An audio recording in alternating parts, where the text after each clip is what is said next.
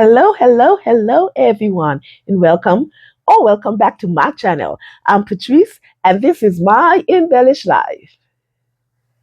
In today's episode, there's some sewing pattern hacking slash pattern fusing thing going on over here. So if that's something you're interested in, let's get in it. In the last episode, with the sewing pattern haul from Fabric Mart Fabric. Yes, I showed you guys an uncovered fabric that I purchased from the House of Mommy Water. And I explained that this fabric was for a solemn occasion. One of my cousin passed unexpectedly. And so for his funeral service, since his favorite color was orange, it was decided that we were going to wear orange and black. So I purchased some fabric from the House of Mommy Water. But before that, I had purchased some fabric from Fabric Wholesale Direct for that occasion, but I was afraid that it wasn't going to get here in time. But it did. It came after I showed you guys the one from House of Mommy Water. So I decided to use that fabric from Fabric Wholesale Direct along with some black cotton fabric. And I was so glad that I did that combination. Well, it was the color code anyway. And that is because I don't like orange. Orange is not my favorite color. And I don't enjoy wearing orange. I think I just don't like it next to my complexion. Now, this is just a personal opinion. So I don't really wear orange like that. For me to wear orange, it has to be mixed with other colors. But for this occasion, since it was orange and black, I knew that I had to make sure that orange was one of the dominant color in the fabric that I selected. But that doesn't mean that couldn't tone it down with the black. So that's what I did. So I had the fabric selected, and now it was time for the pattern. Now I knew that I wanted to use a jumpsuit. My TNT is McCall's 8009. Now, I didn't have a lot of time. I'm busy in my professional life, embellish works, I'm busy. I just have a lot of balls juggling in the air at the moment. So I knew that I didn't have a lot of time for this outfit. So I had to use patterns that I've used in the past. Now, the dilemma that I had with McCall's 8009 is that if I use patterns so close together in a short space of time, I tend to get extremely bored with it, and the garment takes forever to be completed. Like I said, I didn't have that kind of time.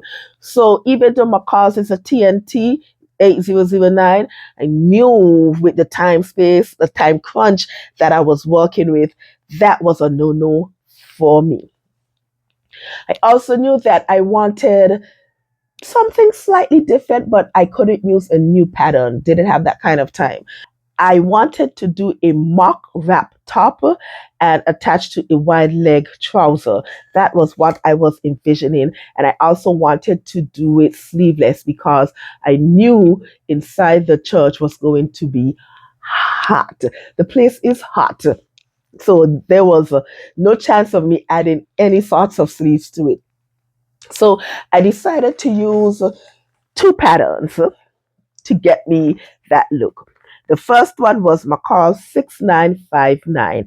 Now I made view B for this pattern last year, and I'll pop a picture up for you guys in case you've forgotten which one it is.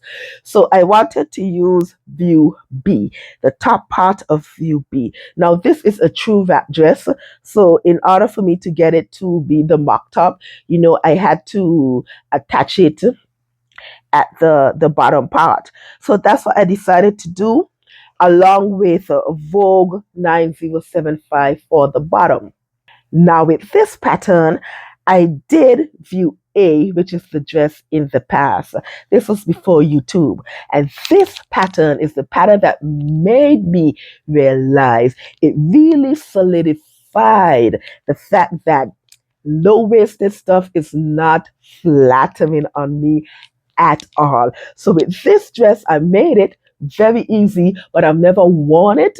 I've never taken any sort of pictures in it. It's just in my wardrobe at the very far back. But I'm gonna take it up because I think I'm gonna upcycle it and use it for something else instead of it being there just wasting space. But anyway, I decided that I wanted to use the trouser of view B. Now, with this particular trouser, could I have used in macaws? Yeah, I could have. But also another reason why I didn't choose it as well is that my a lot of my current projects they consisted of gathering, and for right now, I'm gathered out to say the least. So the macaws 8009 entails gathering. The trouser for the Vogue 9075 does not, it's pleats. So I'm like, okay, we can do you. You just have to make the adjustments in order to make you floor length. So that is what I did. So I've used these two patterns, Macaws 6959 for the top and Vogue 9075 for the bottom. Now, let me show you the outfit live and in living color. Yes. So here's the outfit. This is the top from the Macaws. Is it 6959? Yes, it is. And this is UB. Now, I did some color blocking, with the black. So one half of the bodice front is the black plus the collar and the back. That is all black.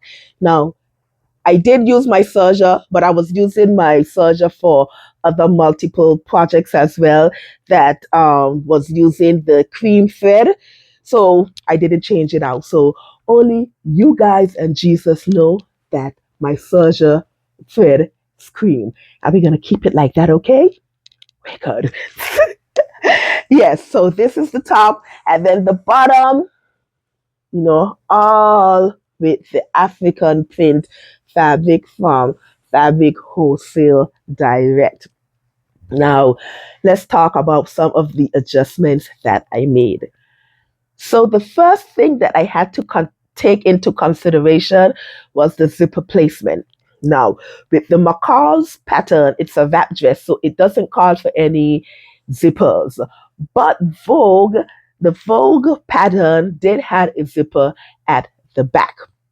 So initially in my head, I was thinking of putting the zipper at the back. I completely forgot about the collar and the facing until it was too late. So when I initially cut out the pattern, I did make provision to insert the zipper at the back until when I when I stitched up everything and I realized I was at the part to attach the collar and I realized, how is this going to work with the zipper at the back? That's when I realized I made a boo-boo. I did. So I had to end up stitching back the back and then put in the zipper at the side. So I do have the zipper placement here at the side. Now, initially I was afraid because, I didn't make any provisions for the zipper to be at the side. And I was like, well, I might have to, cut out more fabric and make that adjustment. But then I remembered that the first time I made the pattern for the macaws, that I cut out the pattern too big and I forgot. And because since I never made the wrap dress again, I never made the adjustments to size down. So I'm like, when I remember that, I'm like, okay, Pat, you have some wiggle room here for your zipper. So I inserted the zipper just like that. And like I said, because the original top was slightly too big to begin with, and I forgot to size down, it worked out beautifully for me with the side zipper placement. So that was the first adjustment that I had to take into consideration was the zipper. The second adjustment, I didn't add any armhole facings. Okay, I use bias tape, and that is because I remembered when I made the wrap dress, I did have some issues with the armhole facings. I have issues with facings on the whole, even with putting on the facing at the neck. I did run in some issues, and I think it has to be me because for this I graded between an 18 and a 20 for the top. So maybe it's because I did that grading even though I used an 18 for the neck facing. I don't know, but I did run into slight issues with it, but it was sorted. But I didn't want to mess with that for the arm, so I did use bias tape for for the arms. That was the other adjustment. The third adjustment, because I moved the zipper from the back and I put it at the side, I wasn't able to add two pockets. Now I know that you can add pockets at the same place where the zipper is at, but I wasn't up for all of that shenanigans. So instead of having two pockets, I only have one pocket. Where is it? Yes, here it is. I only have the one pocket at the side. I mean, it's all good. Once there's one, I'm good with that. The other adjustment, and I think the final adjustment was that, as I mentioned, I didn't want the original length of the Vogue 9075 trouser, it's midi length. I wanted it to be floor length. So I had to add 9 inches to the trouser in order for it to be floor length. The last adjustment that I did is that I shortened the waist by an inch as well. So that is what I usually do to a lot of my bodies, a lot of the patterns. I usually shorten them by 1 inch just for them to sit comfortably where I like them. So the bodies was shortened by an inch. So that was all the adjustments that I did. The um, relocation of the zipper from the back to the front, the omitting of the armhole facings and bias tape instead, sorry, lengthening of the trouser by 9 inches, um, one pocket at the side instead of two, and also shortening the bodice by 1 inch. Those were my adjustments. So let's talk about the fitting of the garment. Listen, it was excellent. It gave me just enough room to be able to be comfortable and to move about. It wasn't restricting in any way, shape, or form. Well, let me backtrack. After I got it on, and I'll tell you about that in just a bit. But the fitting was great. I did ended up having to do just a slight bit of gathering. Now, for the top, the top was an 18 and a 20, and the bottom part was a size 20. And the bottom part, pleats were inserted, but the top was slightly bigger than the bottom. So what I ended up doing is that at the bottom of the top, I just inserted some gathering at the back of the bodice in order for it to fit, and it worked out beautifully. Now, it couldn't be seen because I did wear a wrap belt around it. I was cute. I was cute. That's all I'm saying. So that's what I did in order for the top part to fit with the bottom part. Now, I did have some shenanigans. I mean, it wouldn't be me if I didn't have some sort of sewing shenanigans. I did have some shenanigans. Now, The zipper, remember I said I inserted the zipper at the side. And I think this is a 16-inch zipper. So 16, is it a 16 or an 18-inch? Now, I didn't take into consideration the ease of taking it on and off. So I did have a slight difficulty, putting it on and off. It takes just a bit of finagling and wiggling to get it on. But I realized had I used a longer zipper, perhaps maybe a 24 or even a 26-inch zipper, that would not have been a problem. So if I make this jumper again, it's just a reminder for me to use a longer length zipper just for the ease of having to take it on and off of my body easily. So were there any difficulties with the patterns? No, like I said, I've made these patterns in the past, so I knew what to expect and everything like that. So the process was very smooth, extremely smooth. I did run into a difficulty, but that was my fault. And I'll explain it to you. Now, with this particular fabric, with the fabric that came, if you notice with the design is horizontal. Okay, the width of the fabric is was 45 inches. Now, the original direction of the pattern is actually horizontal. No, I'm telling lies. The original direction of the pattern is vertical. Okay, but I didn't want the pattern to go vertical. I preferred the look of it going horizontal. So I had to change the direction of the fabric to cut it out, which means there was less fabric width for me to play with in that direction based on the garment that I wanted to use.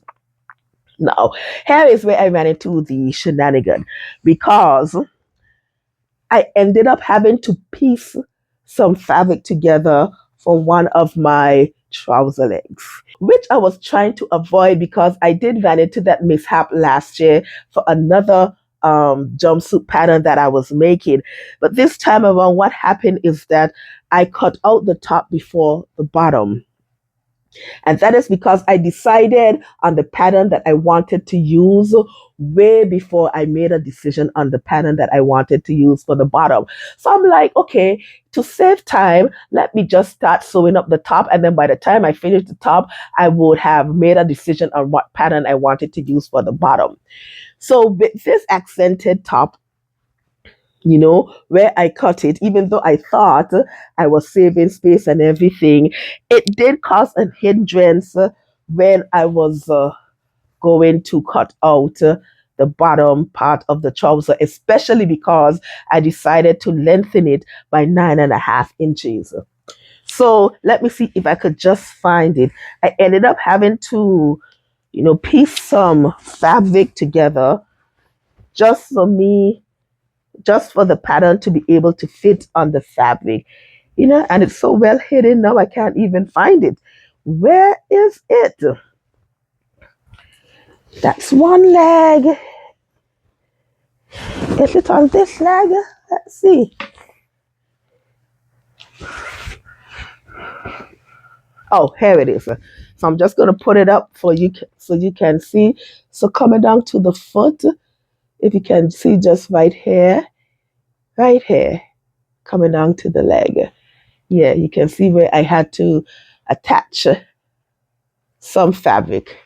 Yes, you can see where I could have to attach some fabric coming down here as well. Yeah, so that is what happened. But like I said, it was not noticeable, and it was down to like the foot of the trouser. So I'm not mad with that at all. So that was another shenanigan that I ran into. But it was all sorted. Everything worked out in the end, and I am so pleased with the outcome of this garment. So, what are my overall thoughts of me fusing Macau 6959 and Vogue 9075? I am definitely pleased with the outcome of this mashup or matchup. Yes, I am. I am. I'm so pleased with it. You know, even though the outfit was for a solemn occasion, I am pleased with the outcome of the garment. Would I make it again? I will make it again, take into consideration, like I said, the length of the zipper, and of course, in another color that is more suitable for me. I don't think this would be worn often simply because it's so dominated by the orange, but it was for a particular occasion. But I really do like the outcome of this mashup, and I will definitely make it again. All right, lovies, that is all that I have today. Hope you enjoyed the video and I hope everyone is keeping well. Don't forget to like, comment, and subscribe below. And also click that notification bell so you can always be aware of all of my other shenanigans. I hope you have a lovely day. Enjoy the rest of your week. Think lovely thoughts. Keep on smiling. And always remember to make beautiful and wonderful things. All right, lovies. I'm out of here. Bye.